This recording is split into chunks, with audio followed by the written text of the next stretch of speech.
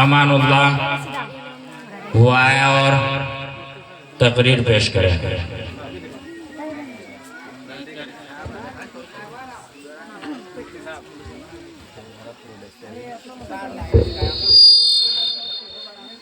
بسم اللہ الرحمن الرحیم. الحمد للہ وکفا وسلام علی عباده الذین اصطفى. اما بعد اعوذ باللہ من الشیطان الرجیم. بسم اللہ الرحمن الرحیم. ما كان محمد ابا احد من رجالکم ولكن رسول اللہ وخاتم النبیین وكان اللہ بكل شیء علیما. صدق اللہ العلی العظیم. یہ بات آیا ہے دنیا پر ہم پھول بھی ہے تلوار بھی ہے. ہم بس میں جہاں مہکائیں گے یا خون میں نہا کر دم لیں گے. یہ محفل کونوں مکانہ ہوتی جو وہ امام رسول نہ ہوتا. زمین نہ ہوتی فلک نہ ہوتا عرب نہ ہوتا عجم نہ ہوتا. معزز سامعین کرام، آپ حضرات کے یہاں تشریف لانا اور ختم نبوت کی باتیں سننا یہ قابل فخر کی بات ہے اور حضور صلی اللہ علیہ وسلم سے محبت اور تعلق کی بات ہے اور یہ ایمان کامل ہونے کی بھی دلیل ہے.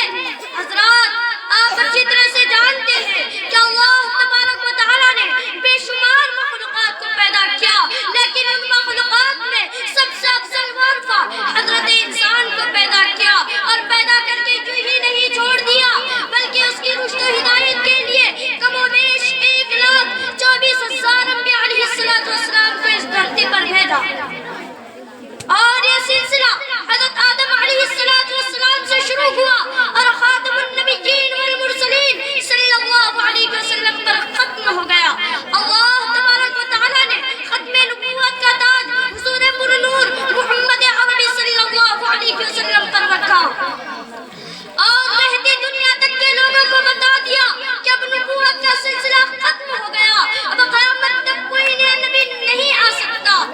قرآن اعلان کرتا ہے ما كان محمد ابا احد من رجالکم ولكن رسول اللہ وخاتم النبیین وكان اللہ بكل شیء علیما. آپ صلی اللہ علیہ وسلم کے بعد کوئی نبی پیدا نہیں ہو سکتا. آپ صلی اللہ علیہ وسلم کے بعد کون ملعون انسان ہوگا، کون مردود انسان ہوگا، کون ناپاک اور ذلیل انسان ہوگا، کون جہنم کا خواہشمند انسان ہوگا جو اپنے آپ نبی ہونے کا دعویٰ کرے گا. میرے بھائیوں، ایسے بہت سارے کمبخت انسان تمہیں مل جائیں گے، بہت سارے کمینے تمہیں مل جائیں گے کہ جنہوں نے اپنے آپ نبی ہونے کا دعویٰ کیا ہے. اسود عنسی، مسیلمہ کذاب، اسود بن کعب، طلحہ بن خویلد وغیرہ وغیرہ، یہ سارے کے سارے لوگ نبوت کا دعویٰ کر چکے ہیں اور ہندوستان میں افرنگی نبی مرزا غلام قادیانی نے نبوت کا دعویٰ کیا اور اس ملعون نے ہندوستان کے مسلمانوں کو کفر و ارتداد کے دہانے پر کھڑا کر دیا. اس کی ایک تاریخ ہے، اگر ہم اس تاریخ کا پس منظر سمجھ لیں تو بات بالکل واضح ہو جائے گی. دوستو، مرزا قادیانی انگریزوں کا نبی تھا. مرزا قادیانی سب سے بڑا کمینہ اور ذلیل انسان تھا. آپ جانتے ہیں کہ ہندوستان کی آزادی سے پہلے یہاں انگریزوں کی حکومت تھی جو اسلام اور مسلمانوں کے دشمن تھے. انگریز مسلمانوں کو غلام بنا کر ان کے قلب و جگر سے اسلام کو ختم کرنا چاہتا تھا. انگریز مسلمانوں کو ہندوستان سے مٹانا چاہتا تھا. انگریز ہندوستان میں اپنا دبدبہ قائم کرنا چاہتا تھا، لیکن انگریز مجبور تھا مسلمانوں سے ٹکرانے کے لیے. ان کمینوں کے پاس اتنی طاقت و قوت نہیں تھی، اس لیے انہوں نے سوچا کہ مسلمانوں سے ٹکرانے کے لیے، مسلمانوں کو شکست دینے کے لیے ہمیں ایک نبی کی ضرورت پڑے گی جو نبوت کا دعویٰ کرے گا. پھر لوگ اس کو نبی مانیں گے، پھر وہ الہام اور وحی پیش کرے گا اور لوگوں کو بتائے گا کہ اب جہاد ختم ہو گیا. چنانچہ ان کمبختوں نے، ان حرام زادوں